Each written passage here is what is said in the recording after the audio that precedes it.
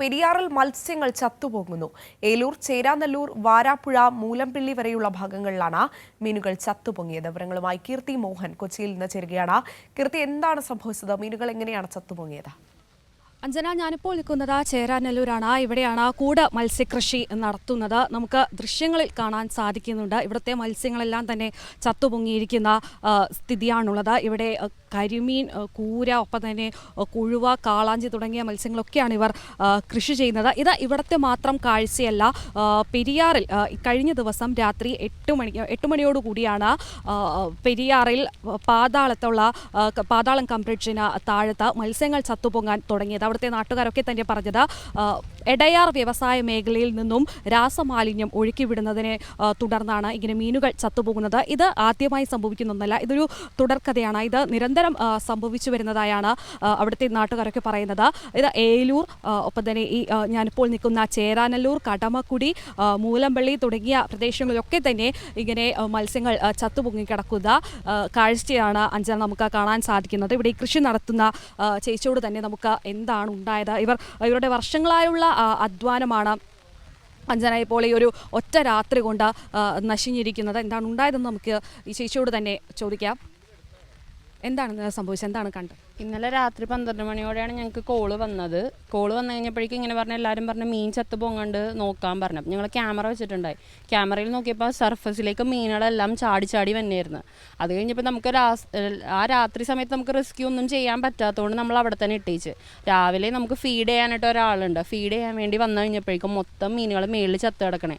അപ്പം നമ്മൾ വിചാരിച്ച് കരിമീൻ മാത്രം ചത്തിട്ടുള്ളൂ എന്ന് ചോദിച്ചു. പക്ഷേ വല പൊക്കി നോക്കിയപ്പോഴേക്കും നമ്മുടെ കാളാഞ്ചിയും എല്ലാം ചത്ത്, ഒറ്റ മീനില്ല, ഫുൾ മീനുകളും ചത്ത് കിടക്കണേണ്. നമ്മൾ ഈ ലാസ്റ്റ് ഫെബ്രുവരിയിൽ നമ്മൾ 5 സെൻറ്റിമീറ്ററുള്ള കുഞ്ഞിനെ വാങ്ങിച്ച് നമ്മൾ ഫീഡ് ചെയ്യിച്ച് ഗ്രേഡ് ചെയ്താണ് നമ്മൾ ഇതിനകത്ത് കൊണ്ടുവന്ന് വളർത്തിയത്. പക്ഷേ നമ്മൾ ഈ പ്രാവശ്യം ഡിസംബറിൽ നമ്മൾ ഹാർവെസ്റ്റിങ്ങിന് വേണ്ടിയിട്ടാണ് വളർത്തണത്.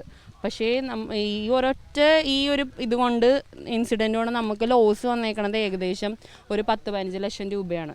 കാരണം അതൊരു 4 മാസത്തെ വളർച്ച എത്തിയ കുഞ്ഞുങ്ങളാണെല്ലാം. ഇനി നമ്മൾ ഈ കുഞ്ഞുങ്ങളെ ക്ലീൻ ചെയ്തെടുക്കാമെന്ന് തന്നെ നമുക്ക് ഭയങ്കര ഒരു വലിയ പണിയാണ്. കാരണം എന്ന് വെച്ചാൽ ഈ മൊത്തം നെറ്റുകൾ നമ്മൾ മൊത്തം കഴുകി ക്ലീൻ ചെയ്തിട്ട് വേണം നമുക്കിനി അടുത്ത ഒരു ഇതിലേക്ക് ഇറക്കാൻ തന്നെ പറ്റത്തുള്ളൂ.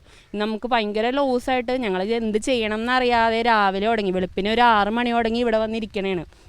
ഇനി എന്താ ഇതിനകത്തുള്ള എല്ലാവരും വന്ന് നോക്കുന്നുണ്ട്, നമ്മളെല്ലാവരും കോണ്ടാക്ട് ചെയ്യുന്നുണ്ട്. പക്ഷെ നമുക്ക് കറക്റ്റായിട്ടുള്ളൊരു റെസ്പോൺസ് ആരുടെയും നിന്നും കിട്ടുന്നില്ല. നമ്മളിനി ഇത് എന്ത് ചെയ്യണം എന്നുള്ളൊരു ഇതിന് വേണ്ടി നമ്മളിവിടെ തന്നെ വെയിറ്റ് ചെയ്തിരിക്കണതാണ്. ഇനി ഒരു ഇൻവെസ്റ്റ്മെന്റ് തുടങ്ങുന്നു, ഇനി ഇപ്പോൾ അടുത്തൊരു കൃഷി സ്റ്റാർട്ട് ചെയ്യണം എന്നാണെങ്കിൽ ഇനി അത് എത്രത്തോളം പൈസ തുടങ്ങി വീണ്ടും റീസ്റ്റാർട്ട് ചെയ്യേണ്ടി വരും. കാരണം എന്താണെന്ന് വെച്ചാൽ നമുക്ക് ആകെ ഇനി ബാക്കിയുള്ളത് ഈ കൂടുകൾ മാത്രമാണ്. ഇനി ഇത് തന്നെ ഇറക്കണമെന്നുണ്ടെങ്കിൽ, കാരണം ഈ എല്ലാ പോയിസൺ ആ വലയിൽ പിടിച്ചു കഴിഞ്ഞ് ഇനി ആ പോയിസൺ ക്ലീൻ ചെയ്ത് നമുക്ക് റീഫ്രഷ് ചെയ്തതിന് ശേഷം മാത്രമേ നമുക്ക് ഇനി അടുത്തതിലേക്ക് ഇറക്കാൻ പറ്റത്തുള്ളൂ. അതിനി ഇറക്കിയാൽ തന്നെ ഇതുപോലെ ഒരു ഇൻസിഡൻറ്റ് അടുത്തത് നമുക്ക് വന്നു കഴിഞ്ഞാൽ നമ്മൾ ചെയ്യണത് വെറുതെ ലോസ് അല്ലേ.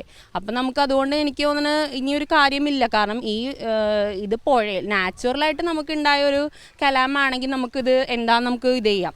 ഇത് മീൻസ് പൊല്യൂഷൻ്റെ ഭാഗമായിട്ട് നമുക്ക് കിട്ടിയേക്കുന്നതാണ്. കാരണം ഇത് ഇടയാറുന്നുള്ള അവിടെയുള്ള ഏരിയകളിൽ നിന്ന് നമുക്ക് വന്ന ഇതാണ്. പക്ഷെ നമുക്കിത് എഫക്റ്റ് ചെയ്യുന്നുണ്ടായി, പക്ഷെ ഇതുപോലെ എഫക്റ്റ് ചെയ്തിട്ടില്ല.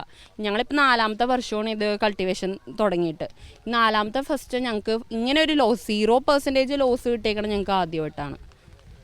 ഇങ്ങനെയാണ് അഞ്ജന, വലിയൊരു വേദനയാണ് കർഷകർ ഇവിടെ നിന്നും പങ്കുവയ്ക്കുന്നത്. ഇവരുടെ വലിയൊരു അധ്വാനം, നേരത്തെ ഈ ചേച്ചി സൂചിപ്പിച്ചതുപോലെ 4 വർഷമായി ഇവർ കൃഷി നടത്തി വരുന്നതാണ്. ഈ ഡിസംബറിൽ ഇവർക്ക് ഹാർവസ്റ്റ് ചെയ്യേണ്ടിയിരുന്ന മത്സ്യങ്ങളാണ് ഇപ്പോൾ ഈ ചത്തുപൊങ്ങിയിരിക്കുന്നത്. ഇനി എന്ത് ചെയ്യുമെന്ന് ഇവർക്ക് അറിയാൻ സാധിക്കാത്ത ഒരു സ്ഥിതിയാണ്. 14 ലക്ഷത്തോളം രൂപയുടെ നാശനഷ്ടമാണ് ഉണ്ടായിരിക്കുന്നത്. ഇവർക്ക് മാത്രമല്ല, ഞാൻ നേരത്തെ പറഞ്ഞതുപോലെ ഏലൂർ, ചേരാനല്ലൂർ, ഒപ്പം തന്നെ മൂലംപള്ളി, കടമക്കുടി തുടങ്ങിയ പ്രദേശങ്ങളിലൊക്കെ ഇങ്ങനെ മീനുകൾ ചത്തുപൊങ്ങിയ സ്ഥിതിയാണ്. നിരവധി മത്സ്യങ്ങൾ, കരിമീൻ, ഒപ്പം തന്നെ കാളാഞ്ചി, മറ്റ് നിരവധി മത്സ്യങ്ങളാണ് അഞ്ജന നമുക്ക് ഈ ദൃശ്യങ്ങളിൽ കാണുന്നത് പോലെ ഇവിടെ ചത്തുപൊങ്ങിയിരിക്കുന്നത്. ലക്ഷങ്ങളുടെ നാശനഷ്ടമാണ് ഇവർക്കുണ്ടായിരിക്കുന്നത്. അല്പസമയം മുൻപ് MLA TJ വിനോദ് ഇവിടെ വന്ന് സന്ദർശിച്ചിരുന്നു. എത്രയും വേഗം ഇതിനു വേണ്ട നടപടികൾ, ഇതുണ്ടാകാതിരിക്കാനുള്ള നടപടികൾ സ്വീകരിക്കാൻ മുഖ്യമന്ത്രിക്ക് പരാതി നൽകുമെന്നാണ് അദ്ദേഹം പറയുന്നത്.